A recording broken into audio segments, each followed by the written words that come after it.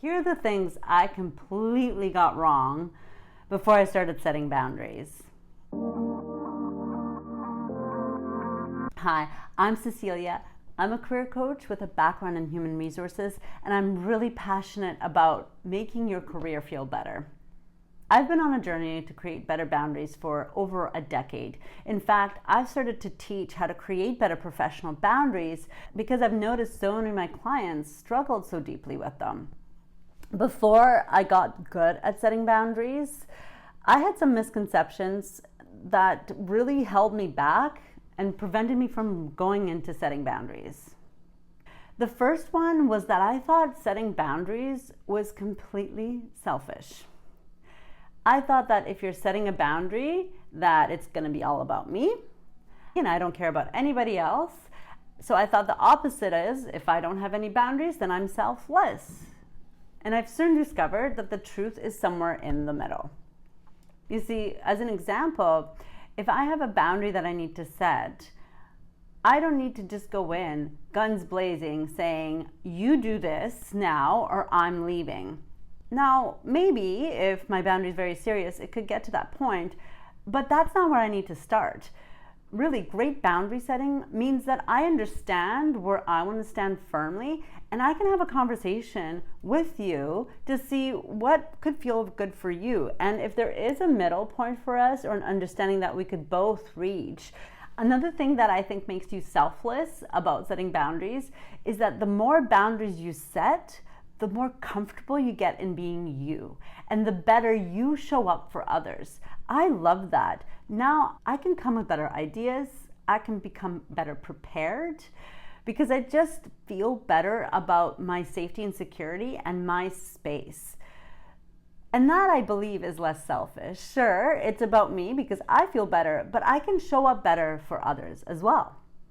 An unexpected piece that came up for me was that people started seeing me setting boundaries and saying no to certain projects, and that actually encouraged them to look at their own boundary setting. I think it maybe even gave them permission to see that some things you don't have to say yes to. I felt really good. I loved seeing that. I think that the more we can step into reasonable boundaries, the better work will feel for all of us. It definitely did for me. Another thing I got completely wrong was I believed that boundaries were this rigid wall I had to put up, almost like I was fighting. I had to go say, no, stay away. I think we often talk about boundaries in that way. And I think the reason is because by the time we're ready to set boundaries, we've had that boundary be so stepped on that it feels like a complete battle to put our walls back up to what could feel good. The reality is that once I got better at setting boundaries and maintaining my boundaries, they weren't as rigid as I had originally imagined. I was firm in them, but sometimes with people's intentions, I felt comfortable with my boundary shifting a little bit. Sometimes I felt comfortable with that boundary getting a little bit stronger. But I liked having that fluidity and sort of flow with my boundaries rather than constantly thinking I was in the battle of these rigid, firm fences I had to build up. Now, that being said, there's certain boundaries for me that are quite rigid. For example, being treated without respect, being treated rudely, having someone yell at me, that is a rigid boundary for me. I will not take that behavior anymore, and I will walk away if I have to. But there's other boundaries for me that are a little bit more negotiable.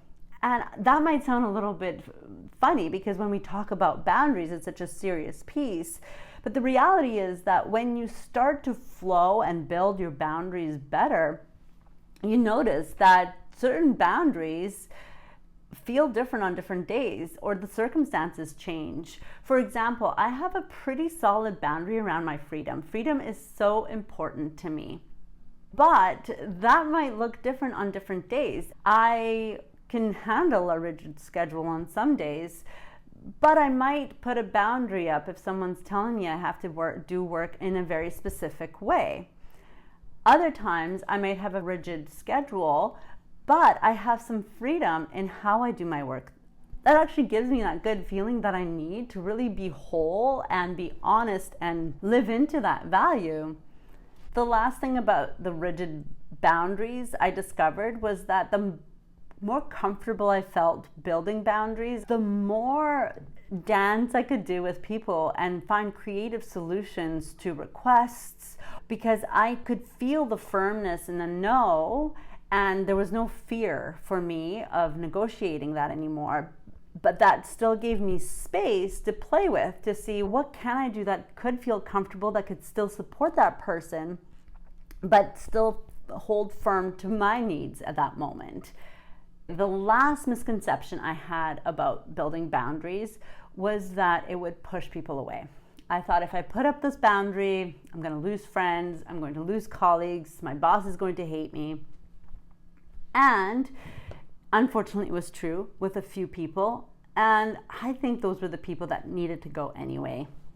But what surprised me was that although it may have pushed away some people, it actually helped open up a space for people who were a much better fit for me, who I collaborated work-wise, who thought like I thought, who valued my opinions and my values. It was very interesting. The more I got to build boundaries, the more I got to show up as myself, because I was not as scared and because I was discovering who I was. And that attracted better people into my life. The next thing I discovered is that I used to think, it's going to push people away because you're kind of a jerk when you set boundaries. Well, the truth is that the only thing that would make me a jerk is if I was a jerk setting these boundaries. So if I wasn't kind and I was too firm or came down on people very sternly with my boundaries, then they would feel like I wasn't being very kind.